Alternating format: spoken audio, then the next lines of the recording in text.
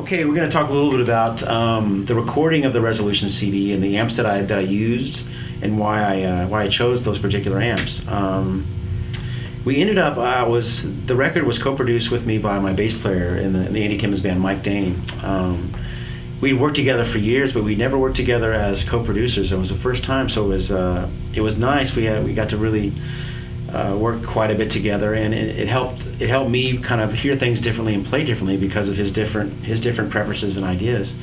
And he's a big vintage British amp, fan. Where I really hadn't used much Marshall in my past, but a friend of mine owned a 68 Plexi that actually I'd had in my possession for a long time, but never really got the great sound out of.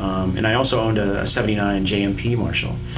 And so as we're testing a lot of amps for the record, and at this point we'd made the decision that it had to be just one guitar track for each song. So I knew that tone better be really good, but because in the past I would have gone, I would have had rhythm tracks. Maybe that would be doubled. I'd play melodies. Oh, let's double that. Let's triple that.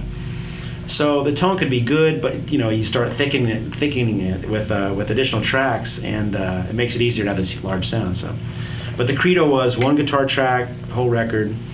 And so what ended up happening, we just finally got down to running two vintage Marshalls, loud and clean, in kind of the Eric Johnson fashion, where he'll use a tube track of the amp.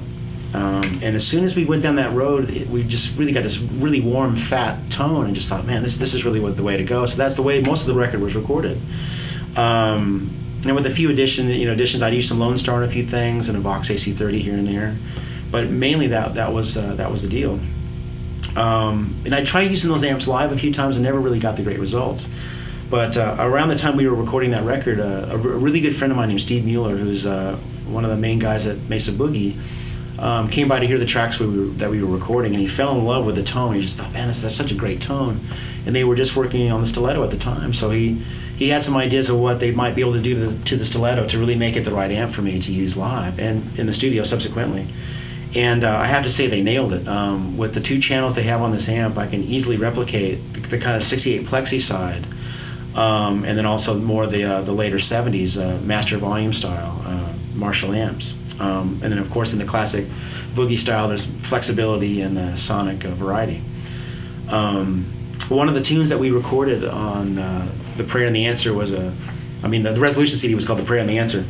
And it's a really beautiful, lush, clean tone, and people are always surprised to find out that it's the L34s. They assume that it's a couple of Fenders or some vintage 606 type amp. And I started there. I thought, man, it's got to be this particular tone. Then we kept A-Bing, and Mike was like, no, man, let's go with the L34s. And so I'll demonstrate how that sounds through the clean channel here, and this lush tone being helped by the Deluxe Memory Man. Okay, so this is the intro to The Prayer and the Answer.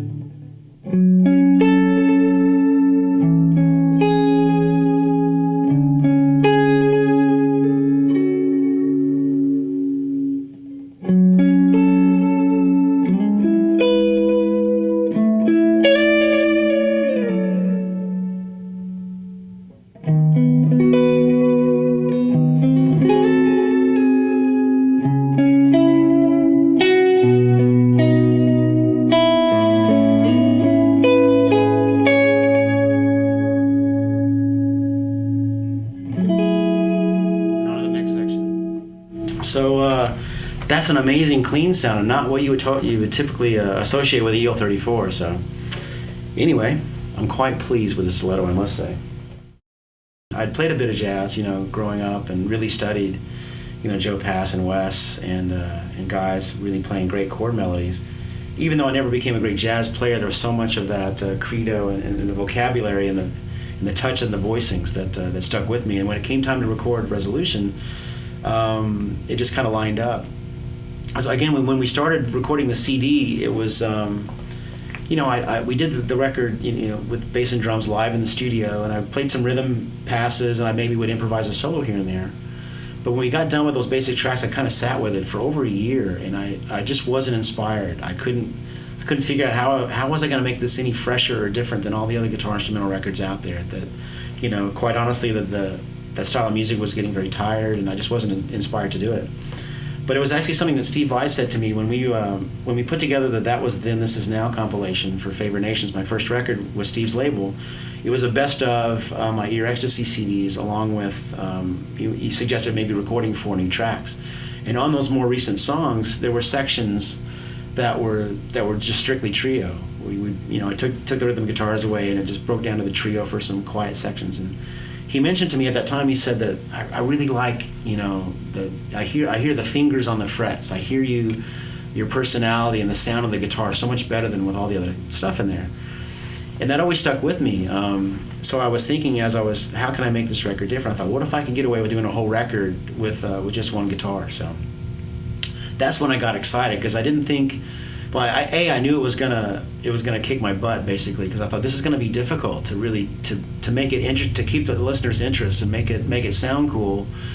We'd have to get a great tone, so I knew it was gonna be a lot of work. But that's when I got inspired, because I knew that I was really gonna push my personal playing to hopefully another level.